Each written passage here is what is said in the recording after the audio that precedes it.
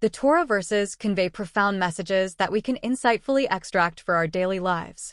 Rabbi Shay Tayan, the Rosh Kollel of Shaarei Ezra in Brooklyn, New York, graciously opens the gates to understand them. One of the most well-known examples of deception in the Torah is Lavan's betrayal of Yaakov during his marriage arrangements. After Yaakov worked for 7 years to marry Rachel, the woman he loved, Lavan tricked him by substituting Leah for Rachel on the wedding night. Yaakov, unaware of the switch until the next morning, was shocked and confronted Lavan about this betrayal. In response, Lavan claimed it was customary in their region not to marry off the younger daughter before the elder. This forced Yaakov into an agreement to work an additional 7 years to marry Rachel.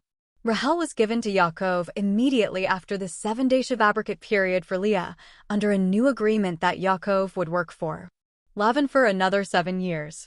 During this time, Yaakov had every justification to work less diligently or to reduce the quality of his efforts, as he had been cheated into this arrangement. However, Rashi 29:30 explains that Yaakov worked the additional 7 years with the same integrity and dedication as he had during the first 7 years. Why did he do this? One might argue it was due to Yaakov's inherent honesty.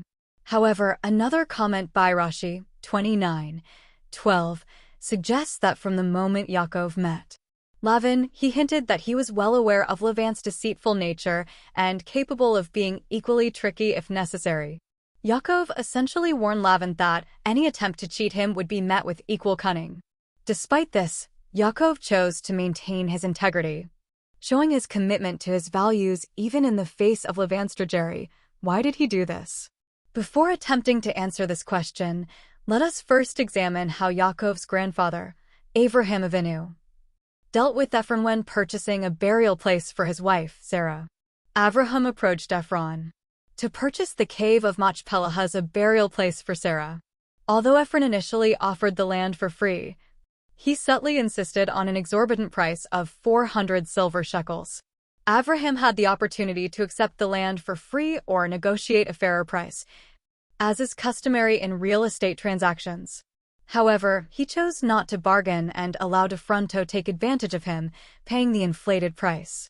Without objection, we can suggest that although Avraham Avinu could have negotiated a better price, he insisted on paying the high price to honor his wife, Sarah.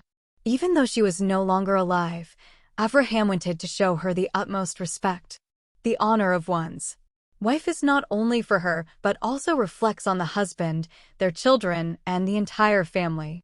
Avraham understood this deeply and refused to compromise Sarah's dignity by bargaining. Through this act, Avraham taught us the importance of our matriarch Sarah and reminded us to always hold her in the highest regard. He also demonstrated the value of respecting one's wife, as doing so elevates not only her but also oneself and one's entire family. The same reasoning applies to Yaakov.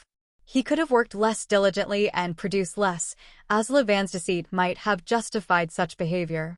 However, Yaakov chose to work with all his might and deliver the highest quality of work. Why did he do this? The answer lies in the fact that this labor was part of the payment for his marriage to his wife. Yaakov refused to compromise, as doing so would diminish the respect and honor he held for his wife. One does not bargain when it comes to the dignity and respect of his wife. Bargaining is for the flea market, not for matters of such profound significance. But this attitude was not only how Yaakov felt about his wives, it was a mutual feeling that worked both ways. Leah and Rachel also held their husband in high regard. We see this in many clear instances, such as the names they gave their children. For example, Leah named her firstborn Reuben, saying, "Since Hashem has seen my affliction, now my husband will love me." This shows that her main concern was how her husband felt, highlighting her deep respect and longing for his affection.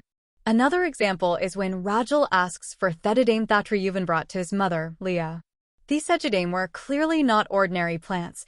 They were believed to have significant spiritual power.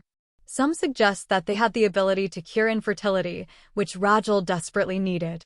Leah, understanding this, was willing to surrender them to Rachel in exchange for more time with Yaakov. This shows how much Leah valued the time spent with her husband, willing to make a sacrifice for it.